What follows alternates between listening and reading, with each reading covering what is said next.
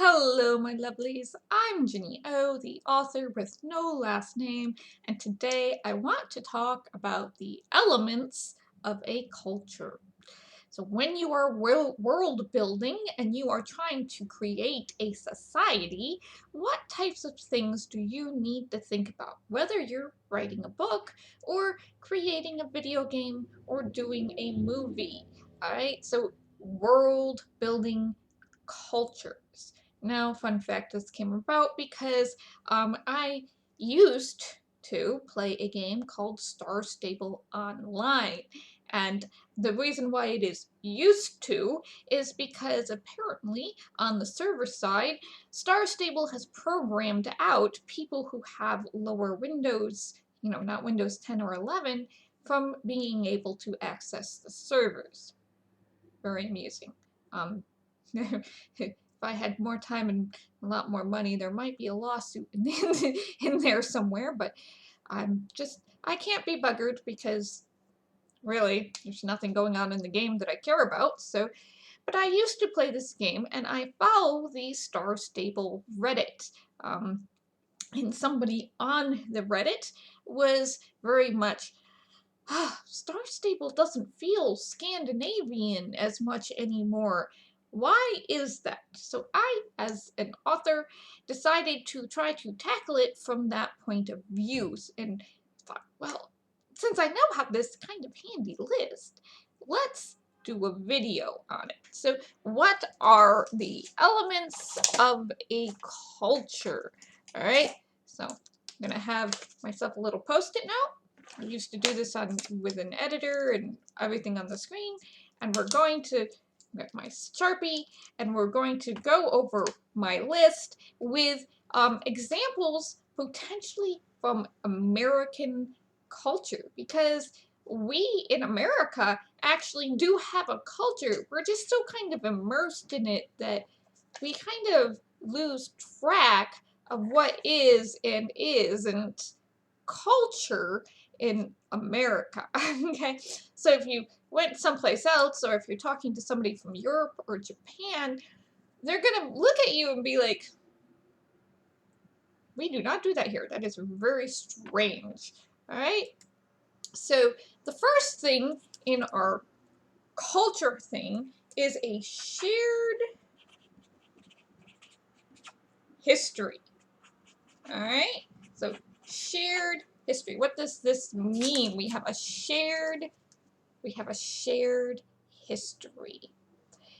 What we have when we have a shared history is that we have these stories, which is what history is, his stories, about our country. Foundings. So we have a history, a rather made up one that taught in schools, about the founding of America.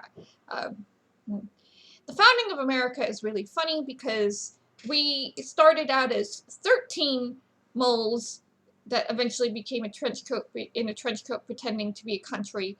But, we are now 50 moles in a trench coat pretending to be a country. But there are 13 different founding stories of why people came over to the 13 original states. So if you hear about the Massachusetts one, that's not actually the original one. We actually had colonies in Virginia, and we had colonies in Florida, and kind of Georgia before people came over to Massachusetts. And then what happened was there were some people in Massachusetts who thought, oh, you people are way too extreme in your religious beliefs, so they ran off and formed Rhode Island. So foundings, wars, we've had the French Indian War, the Revolutionary War, the Civil War, the War of 1812, the Spanish-American War, and it goes on and on and on. So, different wars, different conflicts, a lot of conflicts between us and the indigenous peoples during what we call the Manifest Destiny Western exploration phase, which took about 20 years. So there was a lot of that. Protests, our civil rights movement. So we've had the women's liberation movement, you know, there's been two phases of that. We had the civil rights protest movements. Those are actually still ongoing because we had the George Floyd protests. Currently we have, you know, we have war protests against wars in Vietnam, Iraq, Afghanistan, now the Gaza one. So lots of protesting here in America, even though sometimes it doesn't look like we have the right to protest. And then major geographical events like floods and tornadoes or blizzards or earthquakes or, you know, things like that. So if you're in San Francisco, you're going to have the history of the earthquake in 1906. If you're in Louisiana, they're going to talk a lot about the Hurricane Katrina. If you're in Florida, it's again going to be hurricanes. If you're in Oklahoma, they're going to talk, or anywhere in Tornado Alley this past 3 or 4 months, we're going to be talking about the, I believe there was, what, 27 to 30 tornadoes over one weekend in Oklahoma at one point. So that's a shared history, shared, you know, events, unionization type of thing. Shared events like in Appalachia, we've had different protests there, that type of history is a shared history. I think I need to be, where do I need to be? We need to be over here. Okay, so our shared history. So what's next? What's next on the list? This might end up being 2 videos. We have shared traditions. Okay, traditions. All right, well, so what are shared traditions? Over here. Shared traditions. Shared traditions. Traditions are things like holidays. So in America, what is some American holiday traditions that are very, very American? Okay. Halloween. That is our major contribution to the holiday schedule. Many, many holy days came over from Europe, all right? And they brought their traditions, the Yule log, the Christmas tree, Easter eggs, they all brought that over from other countries. And Halloween, with our many, many decorations, the origins, the you know, the very beginning origins, like from the Druidic traditions, did start over, say, in Britain and Ireland. But the massive type of event that it's become with all our candy and the lights and the displays and the costumes in particular, are very, very distinctly American. And they came, I would like to say they came distinctly from an Irish-American tradition, but they're very, very, very American. The way that we celebrate St. Patrick's Day over here in America is very different than the way it's celebrated in Ireland. So it's, you know, so the Macy's Thanksgiving Parade. Thanksgiving itself is an American holiday, even if it's a very kind of historically inappropriate holiday, I guess, depending on who you talk to. Some, you know, a lot of people don't even kind of associate it with the founding anymore. It's just kind of a nice day to eat turkey and watch another American tradition, which is football. American football, not soccer, but American football. So this thing that, you know, things that we have like parades. Parades are very American. So when we're doing the St. Patrick's Day parade in Chicago, and you know, they've got all the people out, you know, all the bands and the marching bands. Marching bands are a very American tradition, along with cheerleading. It's another American tradition. Or you have all these things, and they're turning the river green and things. That is very American, all right? What else is very American? The Kentucky Derby. Now, horse racing is kind of a round the world thing, but we have our version of the Cheltenham races, and our version of the Cheltenham races are the Kentucky Derby. Bourbon is an American tradition. Bourbon was made in America. What can I say? I'm not sure. Like, I don't think whiskey itself was, but you know, bourbon. And then you also will have, so sports. American sports are American football, basketball was invented in America, and baseball was also invented in America. So those are very American sports. I've been told I can't say lacrosse, and I'm really not sure about volleyball. But so if you're seeing people playing baseball or doing, you know, basketball, dribbling things around and dribbling a ball, or playing American football, touch football or tackle football, those are very American things. Now we also have some very, you know, not so great American traditions like terrible healthcare and for-profit universities, but Ivy League schools, you might want to consider those kind of an American tradition, because I don't think any Europe calls their old university Ivy League universities. Like, we tend to call our more older and, you know, supposedly prestigious universities.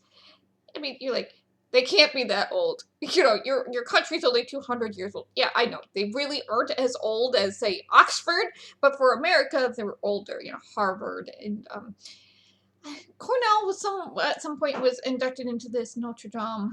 You know, that's those type of universities that are considered Ivy League.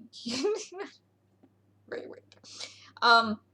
Those are American traditions. All right, so, and religious observance. Now, in America, you know, we have this freedom of religion and freedom from religion, but the American observance is mostly Protestantism. If you go to a rural town, you will still find 2 or 3 church buildings, even if they're no longer in use, and most of them are going to be Protestant. A lot of the Catholic church buildings are going to be in bigger cities where those people congregated and stayed. Like, I know the Eastern Orthodox Catholic Church and the Catholic Church, they do have, like, in one nearby medium-sized town, they do have, the medium-sized towns both have a Catholic church, but they're very small, whereas the big Catholic churches are in the nearest city. And my tiny town that I grew up in, my grandmother was Catholic, except there was no Catholic church in our teeny tiny hamlet.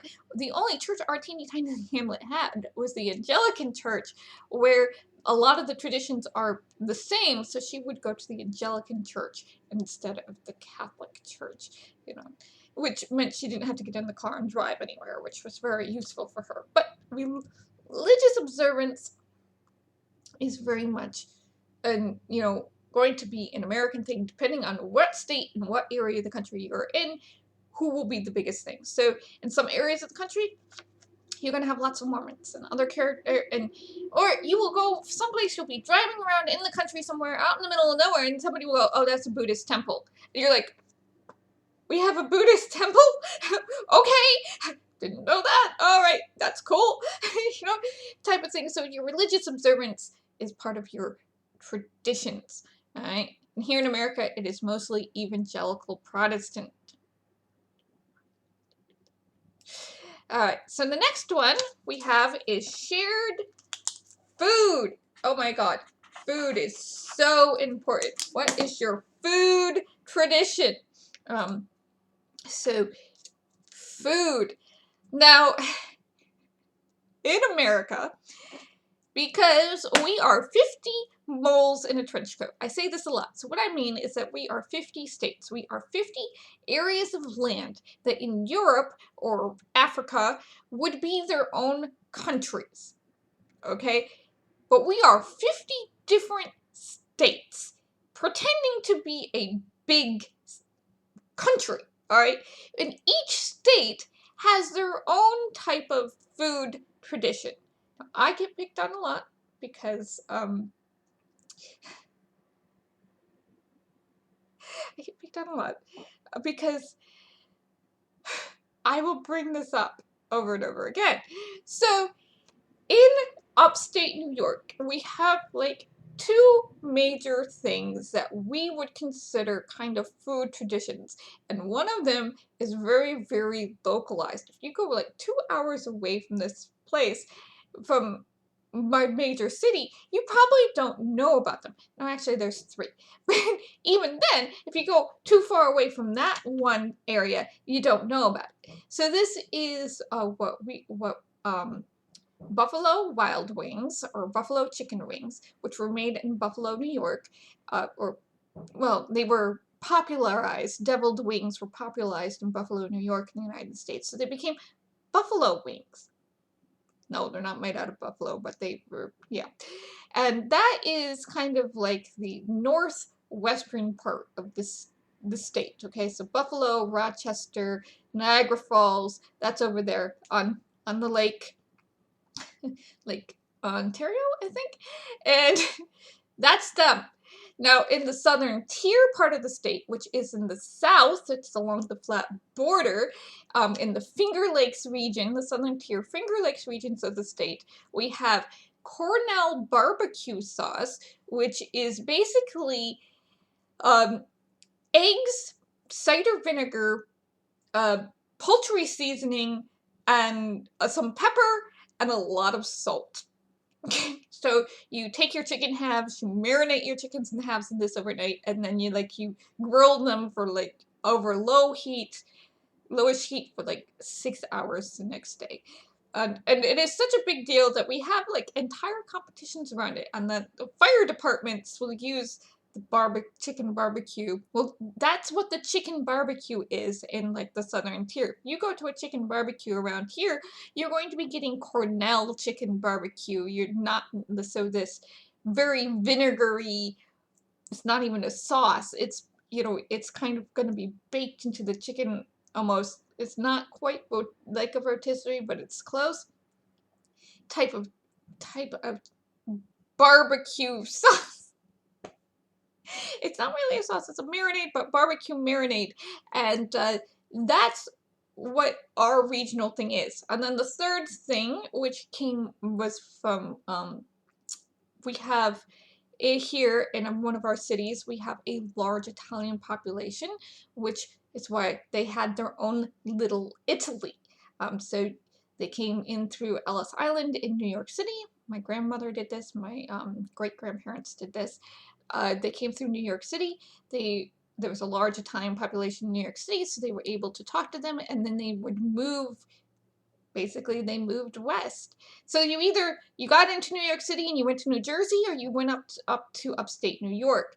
And so there was a large population of Italian Americans in a very nearby a big city. And what they did was they would marinate. What they took was a lamb marinade, and they would marinate chicken or pork in it, put it on skewers, and basically grill it. And they called it a speedy. And so around here, it's a big deal. Speedy Fest, big deal. But like, you talk to anybody else, and it's like, oh, it's a kebab. No, you take it off the speedy, you put it into a little bun. Some people like to have it with mustard and onions, and I think they're crazy. Or they put cheese on it, which is like, no, you have a bun. It's an Italian bun. You put the speedies in it. And I talk about this, and I talk about it in one. I do talk about it in my books, and I actually have a whole thing in the second book about it. And my editor picks on me all the time about this. Ginny, stop bringing up speedies. I'm like, yes, but I have to bring up speedies. Okay, so there's going to be a shared food tradition. So the South has their own food tradition. So, fried chicken, shrimp and grits. Creole Cajun cooking is its own type of food traditions, depending on who you talk to. Some people think Creole in Cajun cooking or two different things, and some people say it's one thing. You're gonna have uh, Wisconsin is all about cheese. You know, it's like France, but Wisconsin. So you're going to have these food traditions all around the American country, or in your own culture. What is their food tradition? A type of thing. So that is a shared tradition. All right. So when you are first building your culture, you have to think about what type of things do people share. What is their shared history? You know, and the history can also spark these, holy days or holidays. Like here in America, we have Labor Day, we have a Veterans Day, we have and those are days where we celebrate, we're supposed to be celebrating veterans and unions. We also have Martin Luther King Jr. Day, which is to memorialize the civil rights protests of the 1970s and the Martin Luther King Jr., who was very prominent during those times. We also have December 7th when Hawaii was attacked by the Japanese. So we have that kind of remembrance day there. Memorial Day is another one. I said Memorial Day. Memorial Day, Veteran Day. No, I didn't. So Memorial Day and Labor Day, those are kind of like the opening and closing of summer for us. We have our own Independence Day. So our history, not that we declared independence on that day, it was just a good day to do it, I guess. So the shared history there of America will influence your traditions and even your food. There's a couple other things I do want to mention, like America has that is shared that we don't think about before I sign off, especially on these shared kind of traditions. The American yellow school bus, which is usually better than our public transportation. Yes, I said it. So the American yellow chrome school bus, that is something very distinctly American. It came up through our schoolhouse tradition here. We had a lot of run room schoolhouses. So our public education system was built off these one room schoolhouses. And how are you going to get your children to the schoolhouses was, once we hit the industrial age, through these big yellow school buses that are rattly and they don't have good shock systems, and the faster you drive, if you hit a pothole, the bigger up you go. The American locker hall.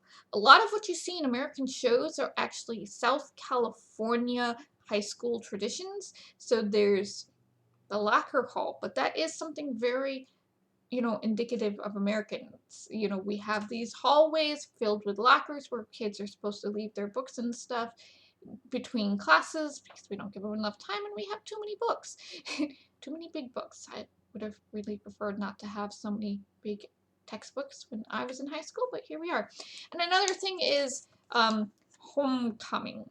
The Sadie Hawkins dance in homecoming. So homecoming is this whole thing associated with American football. There's this big dance where you have the homecoming king and queen, and the guys are supposed to ask the girls on that one, and everybody wears fancy dresses. And then and in Texas, they get these really interesting kind of huge ribbon bouquets with bells, and they call them cowbells, and it's absolutely hysterical. If you've never seen it, look it up. They do everything different in Texas. Like, everything is bigger and grander in Texas. So, especially when it comes to the culture type of thing, it's hysterical.